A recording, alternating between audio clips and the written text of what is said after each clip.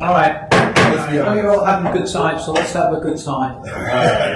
We have our own presentation from our very own member, who's, you don't see that often.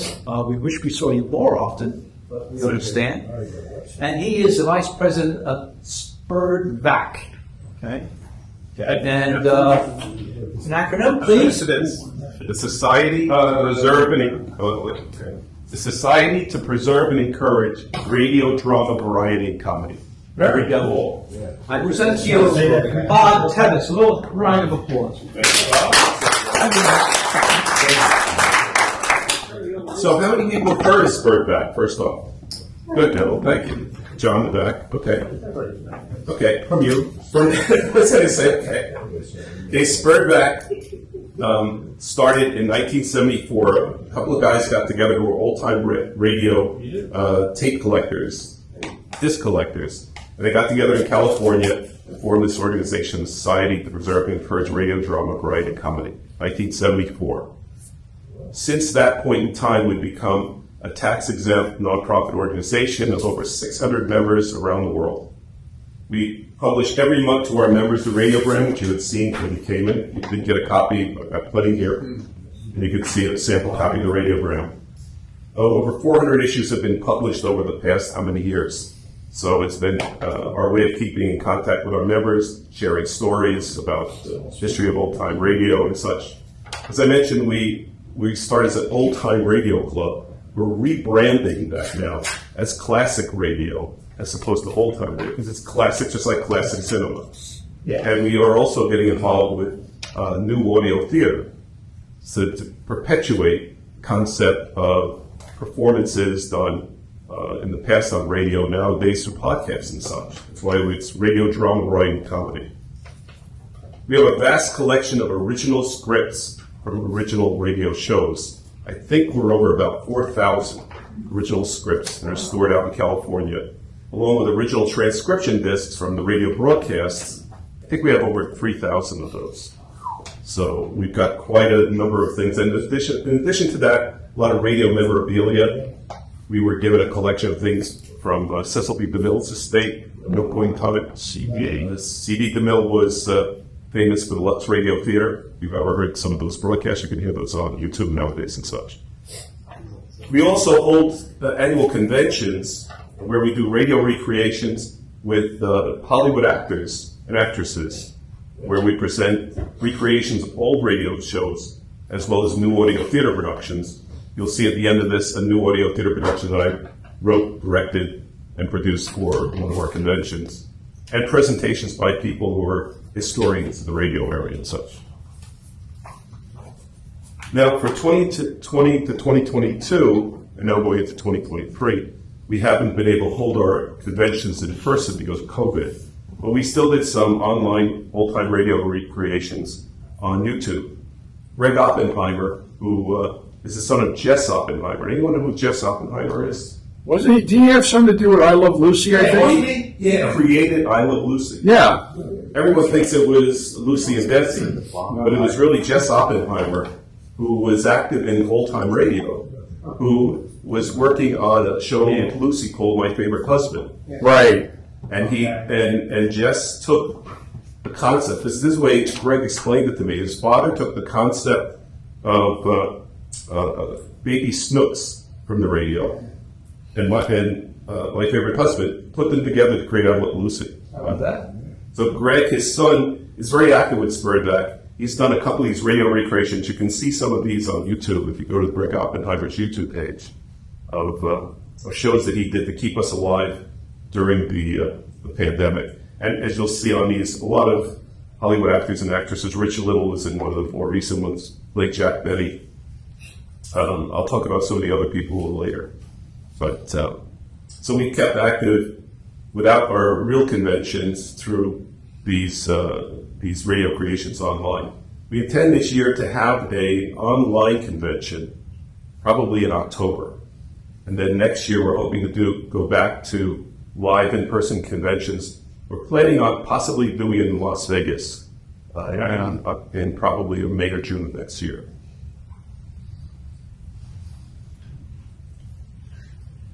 We have a website, www.sperdvac.com. It's easy to join. We have, if you go to the website, you can get a free trial membership that'll allow you to access some of the features that I'll show you today. We have a streaming audio service for our members only of programs. Right now, it's the streaming audio service is limited to old-time radio broadcasts. But we're going to put the programs, events, presentations, interviews, things for past conventions online. And our audio and hard copy libraries are accessible online. I'll show you how that works in a moment. And we have the radiogram database of digitized copies of our previous issues of the radiogram. As I mentioned, this is our flagship magazine. Comes out 11 times a year. There's articles by a number of people who are in the classic radio research area, and our members can download these from the website or read past issues online.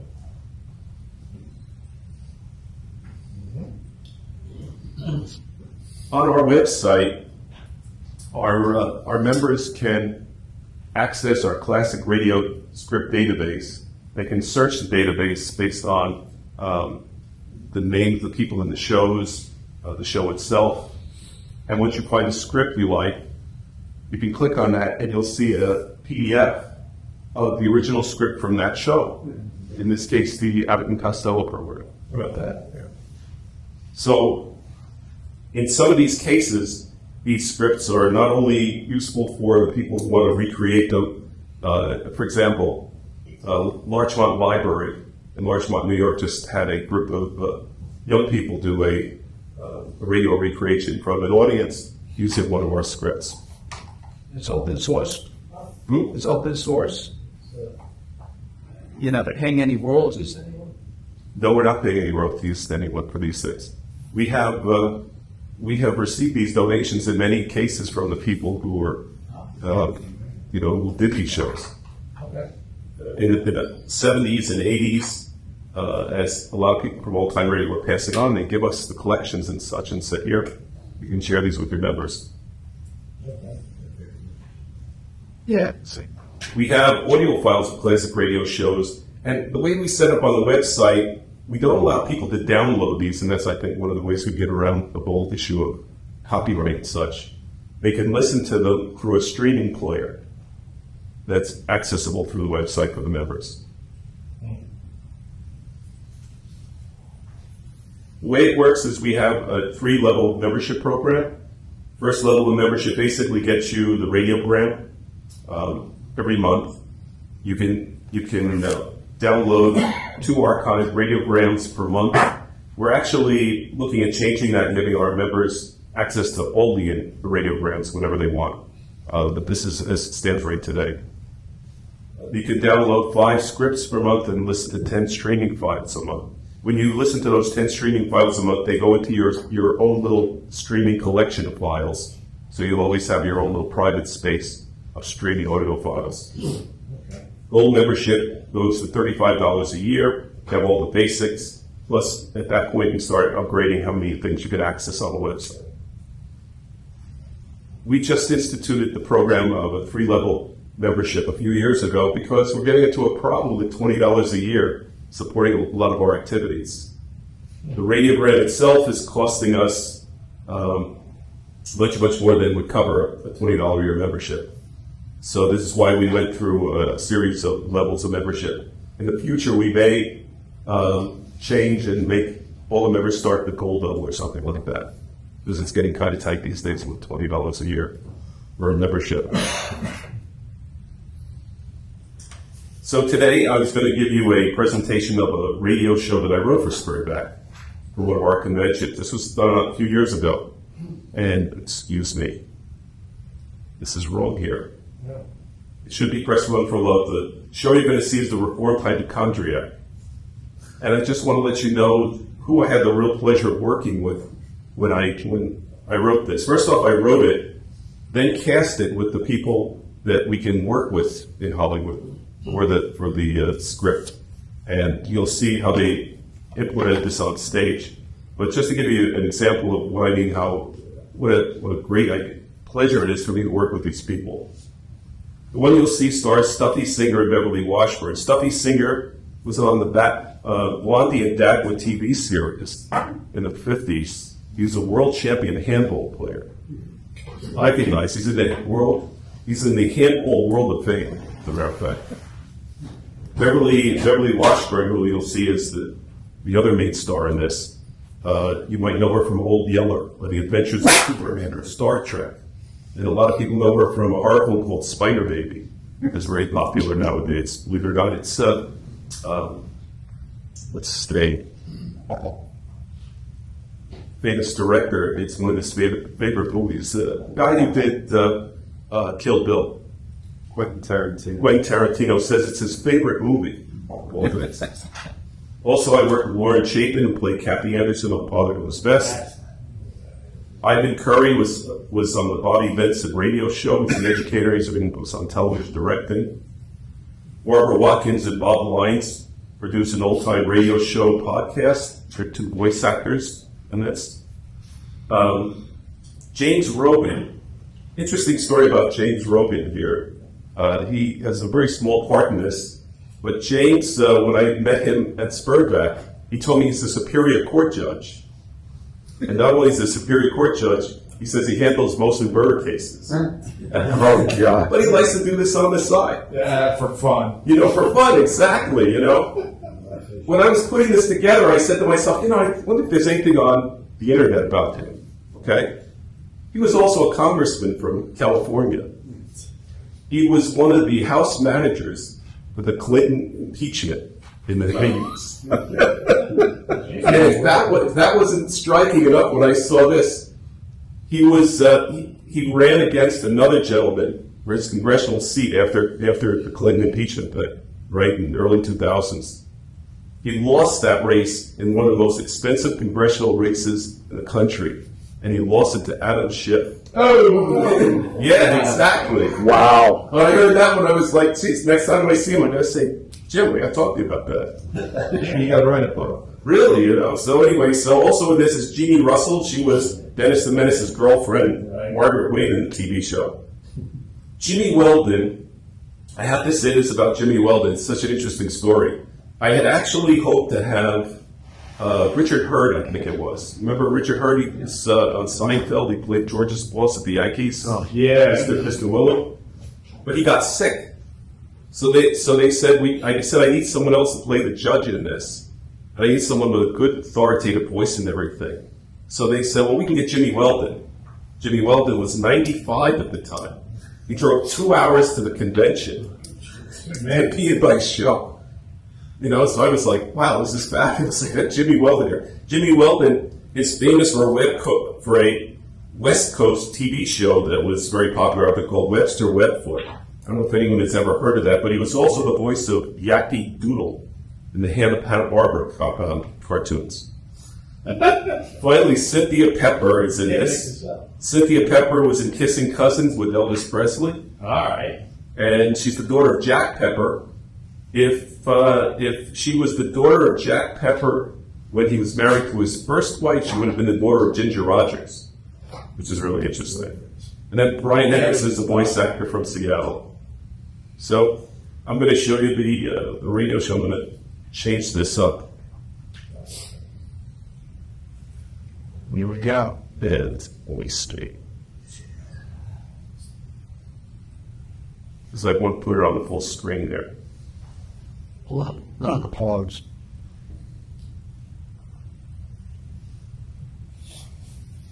It's time for Modern Times Theater. The time is now.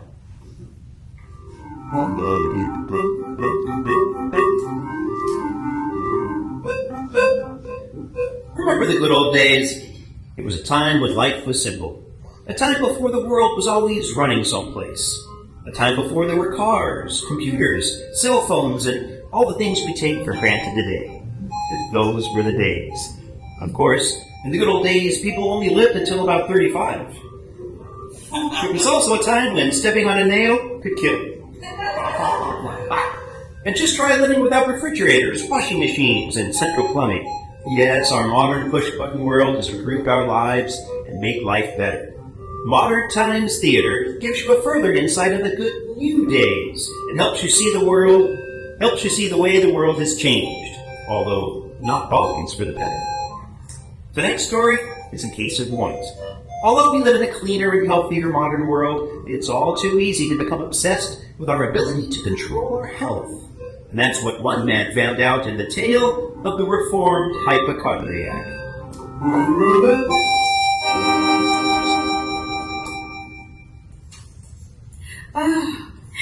Oh, George.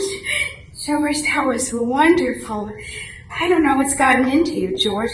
We haven't made love like that since we were first married. Jan, wow. I mean, you know how much I love you. Oh, and I love you too, George. It's just that, well, tonight you seemed so relaxed. You were so caring, so sensitive, so lovable. Yeah, but besides, it's also a very healthy activity. You really have come a long way, George. Well, I remember when we were first dating, and you were afraid to kiss me because you thought you might catch something. Well, I did catch something, didn't I? I caught you. Oh, honey, that is so sweet. I think that's the reason I fell in love with you. You were always so sweet, regardless of how you acted back then. That's why I love you so much. You know, like I said, making love is healthy for you, and actually it's healthy for both of us. Oh, you are so thoughtful, my love. Here, let me show you this. Show me what? What are you doing? I'm going to show you. Show me what, George? Now, put down that iPhone. Now, no pictures. Remember, I'm not into that. Well, what are you doing? See, look, right here, it's on my phone. What? We just burned 250 calories.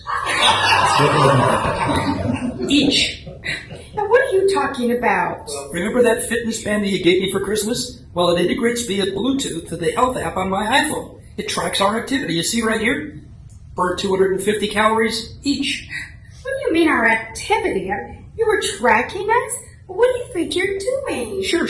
Look right here. Here's the time I spent on my bicycle today, and the amount of calories that I was burning then, and here's the amount of time I spent with you. With me? Riding a bicycle? You think we were riding a bicycle, George? No.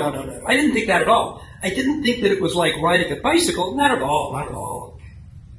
Besides, if you look right here, it's got a separate category on the phone. You see the category that's a type... George, are you crazy? Oh, I don't believe you. I don't want to see. Now, you've done some crazy things before, but this takes the cake. I mean, don't you think at the very least this is quite an invasion of our intimacy together? I mean, our privacy? Wait. Don't you think it being just a little bit unreasonable? Unreasonable? Well, I mean, look, this is really just between us, and I'm just sharing the statistics with you right now. The statistics?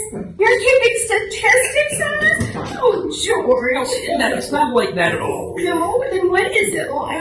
I mean, it's just between the two of us. We two are the only ones who are going to look at it, and the only ones who are going to know about it. And besides, it's going to help us see just how healthy we are. No one else is going to see this. No one. I promise. In fact, the only one that might see it besides the two of us might be Dr. Siegel. Dr. Siegel? George, are you crazy? It's not my fault. You bought it for me. Why did you buy it if you didn't want me to use it? Well, I didn't think you were going to use it to keep track of us. Oh, George, this is just crazy. Wait. Besides, Siegel is just our doctor. I'm collecting the information for him. It will help him help me keep track of my progress. Progress? Now you're tracking our progress? Look, wait. He's the only one other than us who might see this. Well, maybe the physician's assistant. And maybe the other nurses. I don't think the receptionist is going to look at every data. The data? I can't believe you're going to embarrass me with our doctor. That's it, George. Now, I want you to erase all that stuff right now. No, I can't do that. What? I can't do that. Why? Well, because I'll lose all the other data that I've been tracking as well. What is your data? Your data on who? You don't need to tell me you've been cheating on me as well. No, and of course not. I wouldn't risk catching anything. You already know that. At least your hypochondria is good for something. No, look, I mean the data like walking. I've been walking, the biking, all the other stuff. I don't care, George. I want all of it erased. I can't believe you did this to me. Oh, but can't we just discuss this a little bit? I mean, you always said that you wanted me to be more positive about my health. I don't worry about it as much as I used to, and besides, now I can track things. Well, this is the one thing that I do not want you to track. I'm sorry, George, but if you don't erase that stuff that we just did tonight from that phone, I'll give you another reason to see the doctor. I'm going to say it again. Don't you think you're being a little unreasonable? After all, he is our doctor, and I'm sure he's seen everything. I mean, don't you know? George! All right, I'll erase it. I really wanted to see how well I was doing.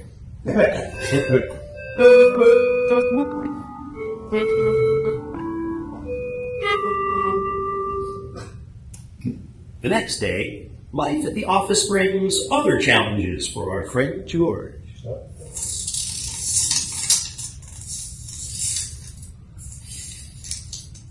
Well, I know it's okay that I could sit during this presentation. George, the presentation, Susan's presentation is going to be at least an hour. So why don't you just sit? No, it's healthier if I stand, so I think I'm going to stand. Suit yourself.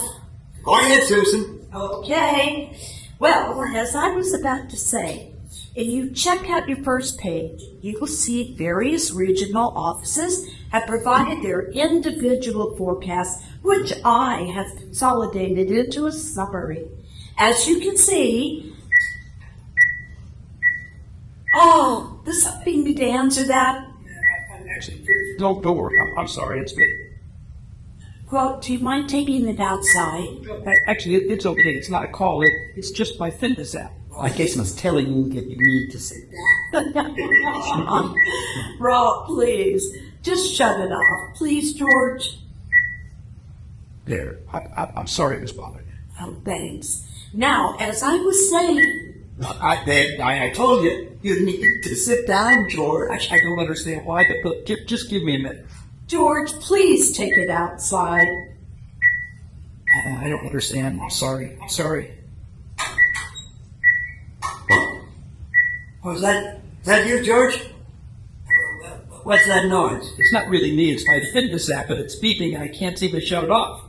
Aren't you supposed to be in that meeting? Oh, no. Yes, you are. I want you in there. I mean, yes. I know I'm supposed to be in there, but my fitness app just went off, and apparently it's detecting an irregular heartbeat. Oh, are you okay?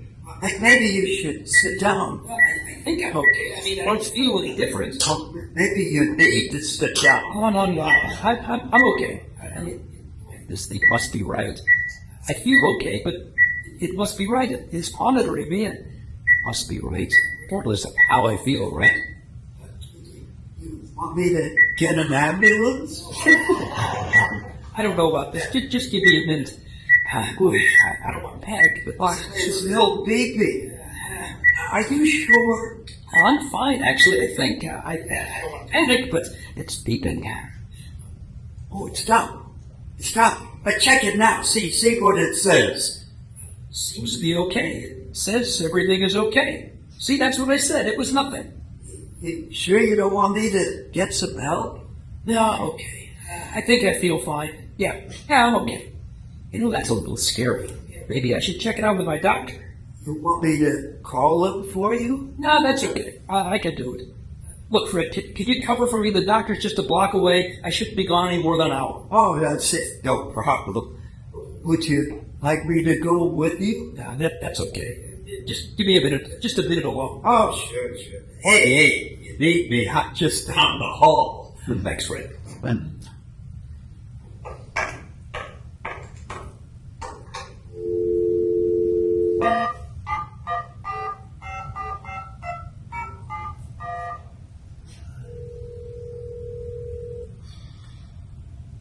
Hello, Mary. This is George Williams. Can I come over and see Dr. Siegel right now? It's important. Do you think you can squeeze me in? I can come right over. You can? That's great. I really appreciate it. I'll see you in a few. Look at my shout.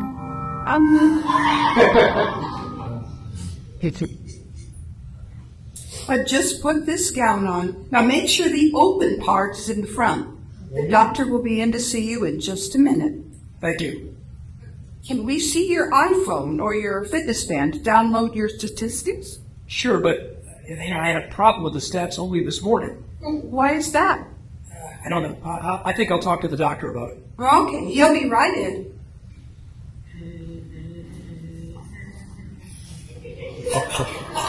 Well, you could die before this guy comes in. Can I come in?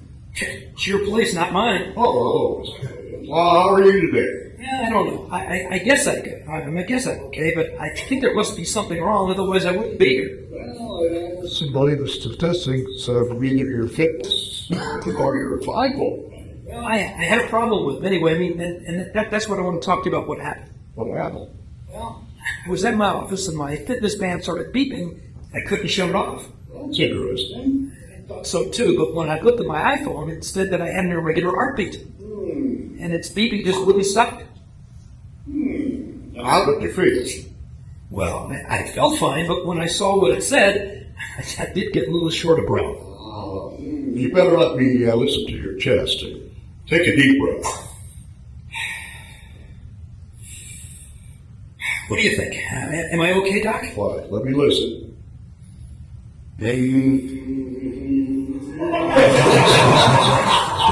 Interesting. What's interesting? A lot. Oh, I was thinking of something else. Carol, could you bring in the latest labs for Mr. Williams? What is it, Doc? Is it my heart? Yes, that was what I was listening to. Here you go, Doctor. Oh, thanks, Carol. What is it, Doc? Give me a minute. I'm concerned. Let me see that fitness band. Shift. Here it is. You know, I mean, I really should be okay. I try to eat right. I get plenty of exercise. I know sometimes it trips with the office, but I really... Wait a minute. Sure, I was just saying. Did you look closely at this? What? I think I know what the problem was. Well, I need more tests, I need surgery, I need change medication. Oh, no. I don't think that'll be necessary. Are you sure? Pretty certain. What's wrong with me? Oh, nothing's wrong with you. Your fitness band needs to be a battery. What? That's why it was beeping. I checked your heart. Wouldn't have you lost the slabs. I think your heart is fine. Why did it say I have an irregular heartbeat? Sometimes when the battery gets low, it can make an error like that. I think that's what happened. You know, it can scare you. It sure did. It's just something like that could give you a heart attack by itself. Well, it did. For fun. Thanks, Doc. Wait. $50. And $3 for the bag. Take it up with Mary also. Why don't you? Thanks, Doc. You know, George, you are really quite healthy for a man your age. I think you need to think more about that and pay a little less attention to your phone and on that health app. You know, I would, Doc, but I think that reminding me about how healthy I am seems to go a long way to keep me from catching something else. Well, suit yourself. Just trying to save you some trouble and have some money. Why don't you get dressed? I've got to get home to my next patient. Take care of yourself, all right? Thanks, Doc. You too.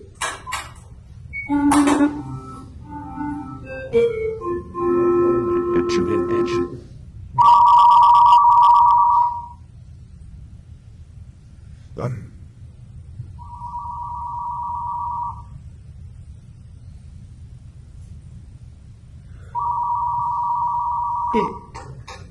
Hello? What was this, Mrs. Williams? Yes?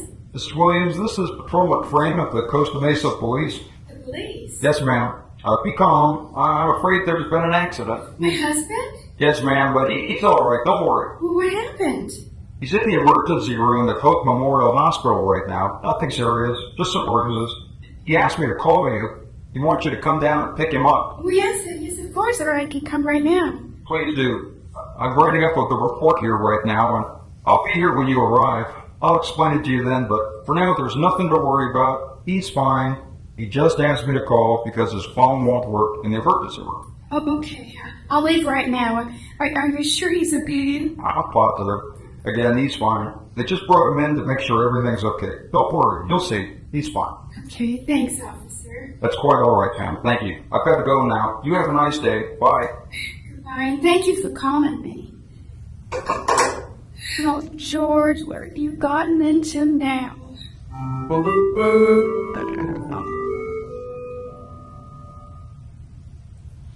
I'm looking for my husband, George Williams. Oh, yes, he's in the working room number 7. It's right down the hall.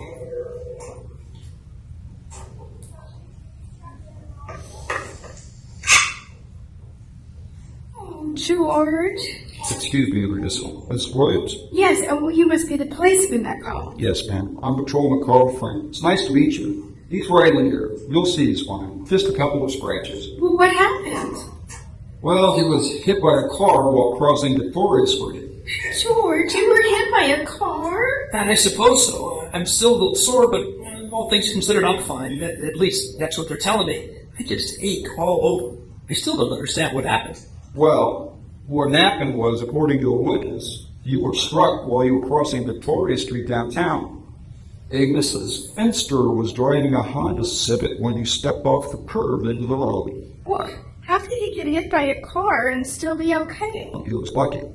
Turns out that Mrs. Fenster was 86 years old. She was only doing about 10 miles an hour. We're lucky it wasn't some speeding teenager. Oh, yes, thank goodness. I don't understand. Well, that's what makes it so difficult. Still don't understand. I'm sorry, but I have to give you a ticket. Me a ticket? Are you kidding? I was the one that was hit. Why don't you give a ticket to the person who hit me? Why don't you give them a ticket? I thought pedestrians are protected. It's a new ordinance. Apparently, the same witness who saw the accident reported that you were staring at your phone and texting when you stepped into the road. Wait a minute. I wasn't texting. Well, who are you texting, George? I didn't get a text. I wasn't texting anyone. I just left my doctor's office. Well, what were you doing at the doctor's office? Well, I just left his office and I was walking across the street to get my car. The witness said you were staring at your phone. You weren't looking when you crossed the street. And the person also said you were occupied with that phone. But I wasn't texting. I was just looking at my health app. Oh, George, that app again. And why were you at the doctor's office anyway? You weren't delivering any statistics, I hope. No, nothing like that. And listen, officer, I just glanced down my phone for a second. According to the witness, it was more than a second. Look, I wasn't texting. Look, I can prove it to you. Take a look at the text here. I haven't sent anything to It him. doesn't matter. It doesn't matter. The fact that you were staring at your phone, you were inattentive while crossing the street, means you broke the ordinance. I have to give you the ticket. You look, officer, can't you just get a warning? You know, just tell him not to do it again. I mean, just look at him. Does he look guilty to you? I mean, I don't think he's ever done anything like this before. And have you, George?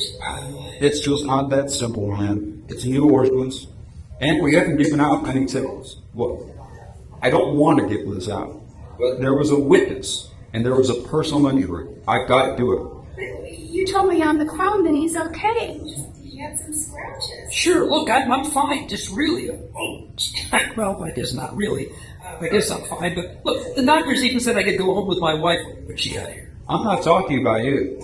I'm talking about Mrs. Pfister. She's in the next room. She's in shock. Is she okay? Oh, they don't know yet. They think she might have had a heart attack. But now it's an injury, so I have to report it. Hopefully she'll be okay. Okay, so how much is the fine? George, aren't you concerned about the old woman? Well, you said she'll probably be okay. I need to know how much the fine is. It's $500, and it's not just a fine. It's also a mandatory court appearance. For texting? I told you I wasn't texting. It's part of the new safety rules. Once again, I'm sorry, Mr. Williams, but that's all I can do. Anyway, good luck, sir. Mrs. Williams, thank you. Thank you, officer. What are you thanking him for? George, if you weren't already in the hospital, I would just kill you. I'm called scared the wits out of me. I'm really sorry, but it's my health app. You have got to get rid of that stupid thing. Why on earth did I ever whine about fitness? I thought if you focused on being healthy and strong, then maybe you'd get off that hypochondria. Wait a second, I'm not a hypochondriac. It's just that sometimes I get to feel a little... Yeah, well, I'll give you a feeling. Now let's just get out of here before you find something else wrong with you. Okay, well, I'm sorry. Here, let me get it. Well, I don't think I broke something, do you? George! Okay, let's get on way. I can hardly wait to get there.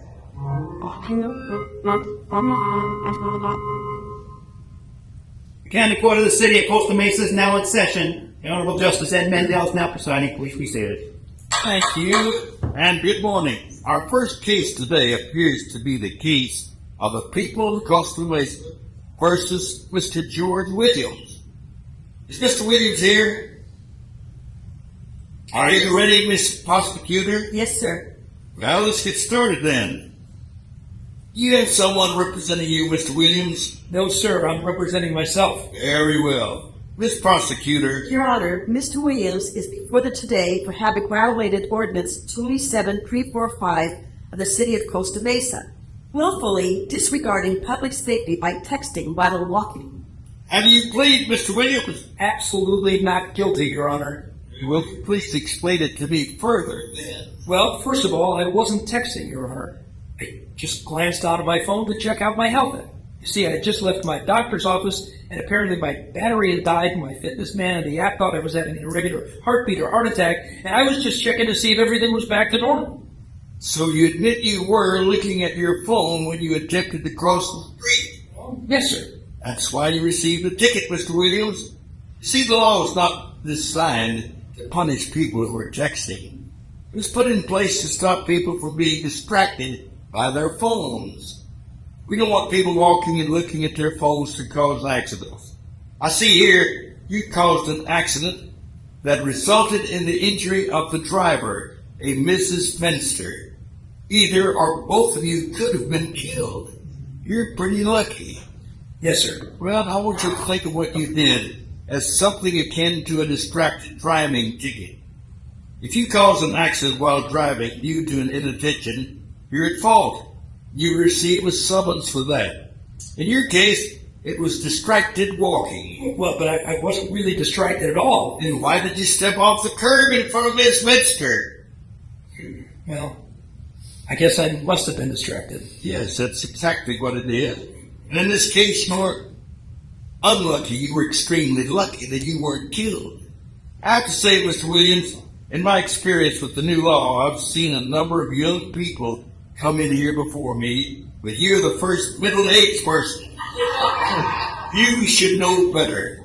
I hope you learn from this experience in light of the fact that Ms. Venster was also injured and hospitalized over this incident. I'm afraid that I must find you guilty and fine you the maximum. In this case, that's $500. Next case. Thank you, I guess, Your Honor. Look, How'd you make out? I gotta go and pay the $500. Oh, George, I'm so sorry. You know, all I wanted to do was make sure that I stayed healthy. That's all. I'm sorry I ever got you that fitness band. Now, look, it's not your fault. All you were trying to do was help me. I understand that. I think this obsession that I have over my health has got to stop before it hurts us any further. Oh, honey, that's the best thing I've heard you say. Here, why don't you take it? I'm just not going to need it anymore. Oh, I'm so proud of you, George. God, let's go pay for that ticket and go home. Okay. I always knew you could get over that obsession of yours. Yeah, thanks.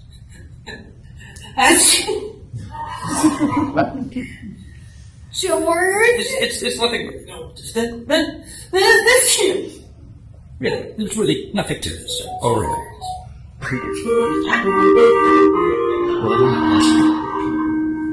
George's experience teaches us all that while we should be concerned about our health, we shouldn't become obsessed to the point where it becomes unhealthy, especially where technology can help increase that obsession. Stay tuned next as Sperdvac presents Ethel and Albert at 2 p.m. Tune in again when we'll present another story on Modern Times Theater. Your announcer is Brian Henderson.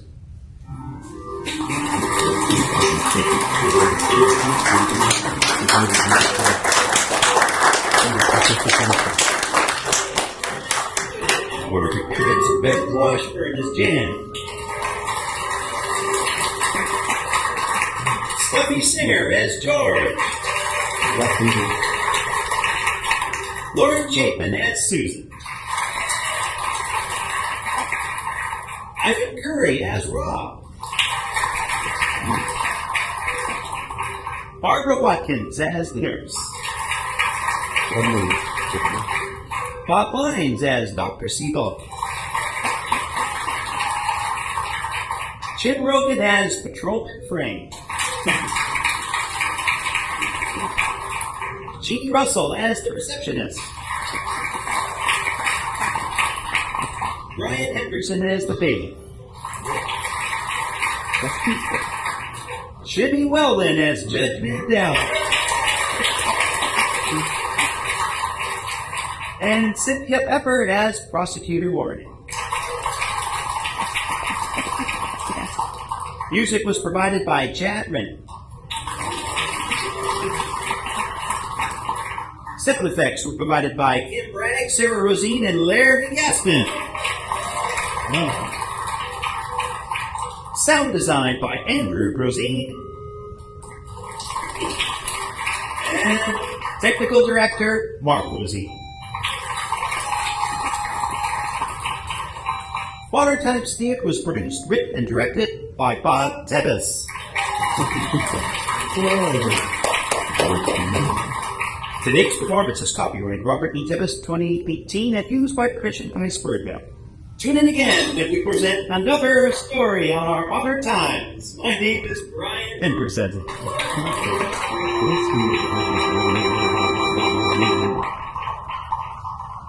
I'm going to pause it here. Oh, I can't do it there for a second. But anyway, just to explain what's happening and how these radio recreations work, you could see in this case we had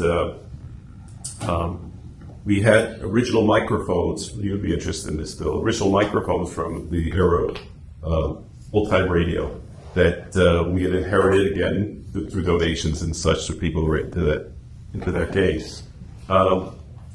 Chad Rennie is a gentleman that goes to a lot of our conventions that actually composed all the music you hear for this. So I said to Chad, I need musical interludes here and everything, and when, that was his idea, he figured it. So I was glad he did things like that. You probably had seen the back of my head there in the foreground because you're directing these live in front of the audience. So you have to cue people to when they're supposed to come in and tell the sound effects guy when he's supposed to do something and the music guy when he's supposed to come in. There was a little bit of a scene there with Ivan Curry and Stuffy where it seemed like they were fumbling a little bit. That was because Lauren Chapin missed her cue.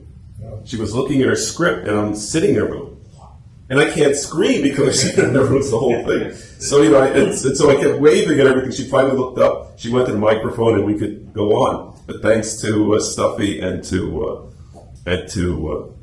the other actor, everything looked semi-seamless because they added a little bit with things like that.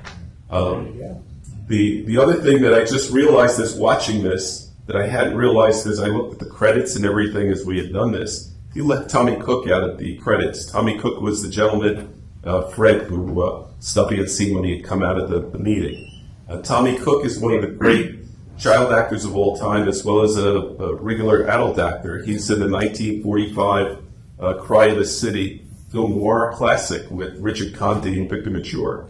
And here I had a chance to work with him a couple of years ago. He's now 93. He's still doing stuff. He was the producer of a film a few years ago called Roller Coaster. Yeah. And he's trying right now, believe it or not, to get funding to do another version of Roller Coaster at 93. So he gets his little plan. He can still do things when we get to those numbers. So, any other questions you might have? No. Where was this done? This was done at the convention in Costa Mesa, California in 2018, excuse me.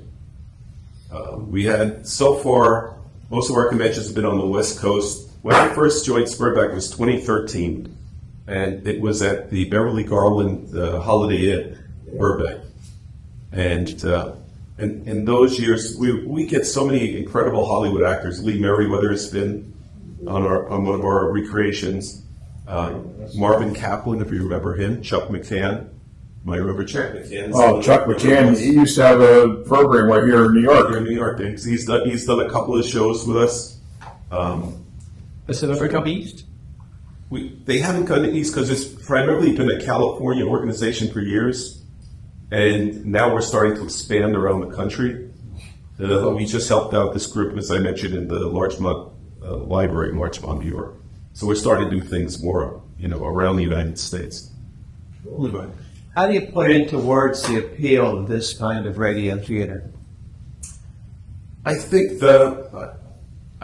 think it's becoming like a performance art.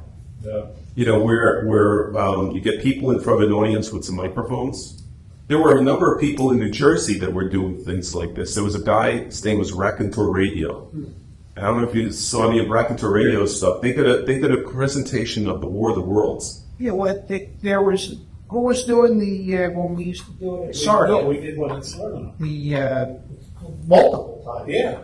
Well, the guy who ran Raconteur Radio would have people dress them in costumes for the period. That was the organization that provided. Yeah. Okay. Because the radio club used to provide the microphones and the radios and the. He had a smoke machine, and he had 2 little spotlights to light them that he got at Home Depot. And it creates this sort of atmosphere, you know, when you're in front of an audience that you're performing these things. So I really like the whole radio recreation thing, because it is the way radio was done. People holding scripts next to microphones and doing their presentations and trying to make people believe that, that everything is happening for real in front of them. Stan Freberg was at one of our shows a couple of years ago. Remember Stan Freberg? He had a number of great comedy records in the 50s and 60s. And Stan said, if you want me to part the Red Sea on screen, I'll need like $10 million. But if you want me to do it on radio, I could do it for $100. Because radio depends on your imagination and what you're creating in the imagination of people. And I think that's one of the things that we enjoy in terms of the new audio theater, is how can we create images in their minds. Have you ever seen the movie The Thing, the original Thing from 1950? Yeah. Right, James Arnett's. Okay, Christian Nyby's son. Christian Nyby was the director of that film. And Christian Nyby's son was talking to me a couple of years ago and said to me that his father, when he was making that movie, made a conscious effort not to show James Arnett, not to show the monster for much of the movie, because he said the people who are watching this movie have grown up on pulp magazines, radio. And so they have that capacity in their imagination to think the worst when that monster's coming out. I think that's one of the things that radio gives us, is that ability to create images in imagination that far surpass what we see on screen. What's the sound effects guy doing? He's not on the screen. Right. So is he just pushing a button on a laptop, or is he actually doing the real Foley? They've got what they call a Foley setup there. Yeah. And that when you hear the door opening and closing, she's got a little door that it closes. When you hear footsteps, she's got things in the footsteps. I think that would be interesting to be on the screen if you do more of these, because that's cool. That's fun to watch. Yes. It's part of it. Like all those guys are doing is standing. I get the point, but they're actually doing something. Absolutely. That's how it was done before. It's a hidden part. Wait. Yeah. In 2019, I directed a Fibber McGee and Molly episode. And the big thing about Fibber McGee and Molly was the closet. Apparently, that was the climax of the episode. The guy would go to the closet and things would fall in the closet. So the special effects person had a ladder. And on the ladder were pots and pans and cans and all these things. And when it came time to get the cue, he opened the closet door, she tipped over the ladder and everything. I think that's the imagination to make those sound effects is another really important part of it. Yes. And you need to see what they did. Because you can do things in a million different ways, but it's how they do it this time. When we did the Christmas show, or the Christmas party here a few years ago, was it Harry? I think Harry Plants would build a wind machine. Yeah. I said we need some wind machine. He says, I had to build this thing. And I'm like, he spent hours building this beautiful wind machine. Right. So it's art, but he wanted to, and he got it going. And, it's just as I think it's important. That's sound. That's radio. When the War of the Public, 3 times, twice, a couple of, I don't remember exactly. You remember what year that was? 38, I think. No, when we did.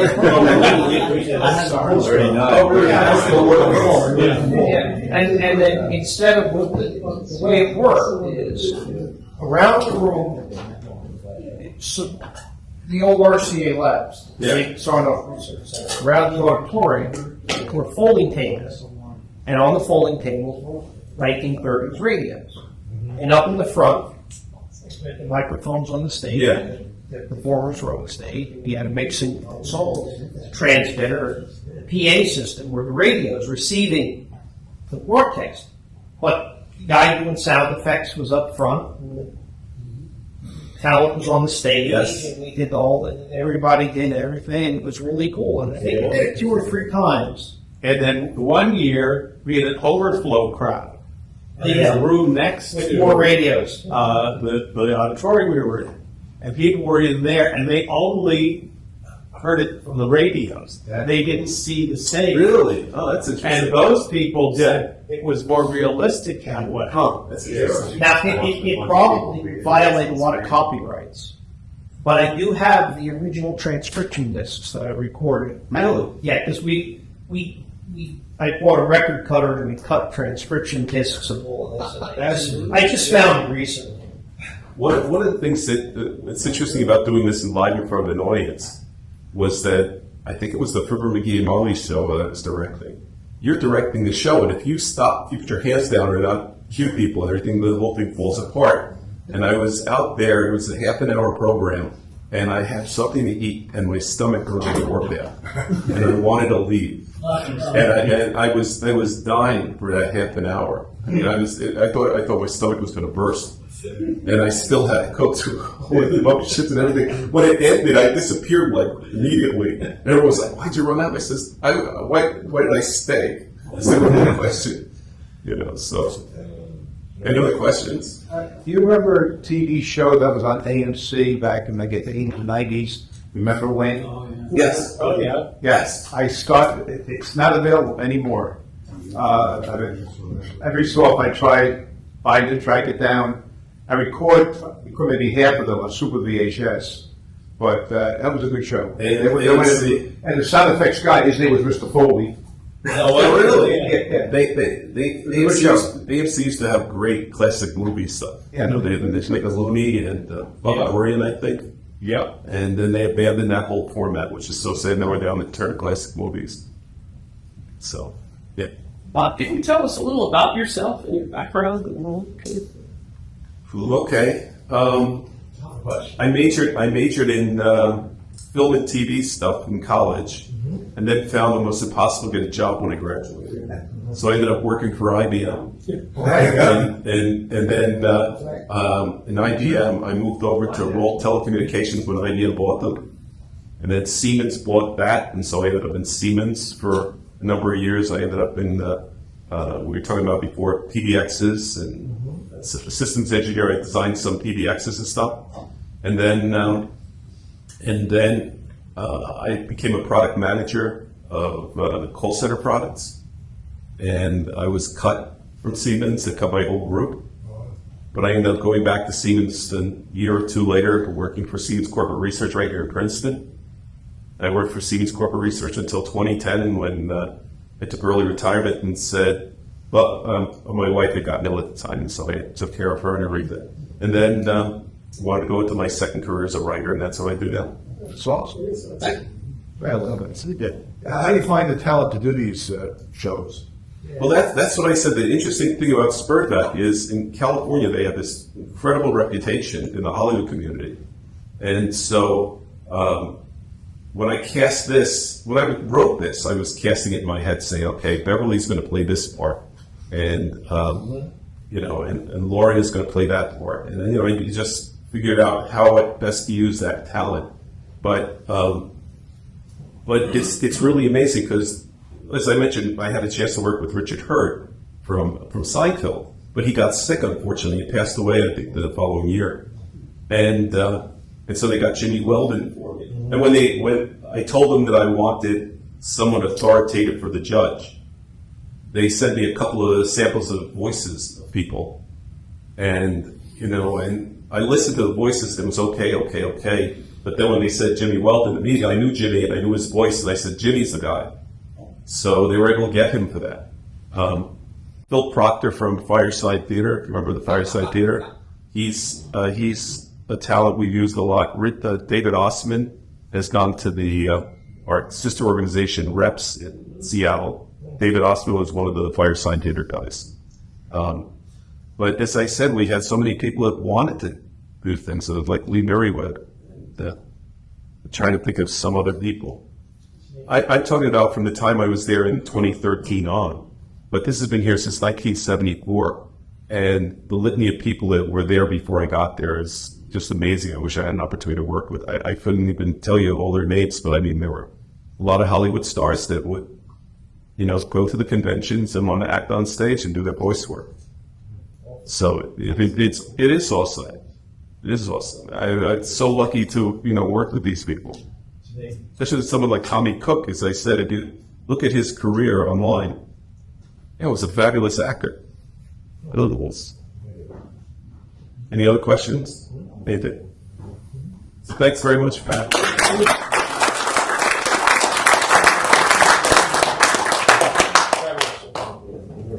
And I want to remind you folks that 5 years ago, our 25th anniversary, that Bob came up with the idea of writing a play for us, and that was our big year, 25, and it was a wonderful time. Our main ballroom at Bill's house, and we had a great time. We're really thankful for it. And by the way, if you've never seen it, you can see it on our website, so it's still there. And I watched it a couple of months ago, as a matter of fact, and it was really eventful. It was something I always thank you again. All right, ladies and gentlemen, we will have a very, very short auction outside of the TOs that you see up there, and Bill still has some radios for sale that he would like to not go home with, so please make him an offer he can't refuse. And we will see you at K-Town, and we will see you the 19th at InfoH. And I believe we will have Darren. Darren will be doing a presentation for us. Yeah. Excellent. Okay, good. All right, stay long. Thanks for coming.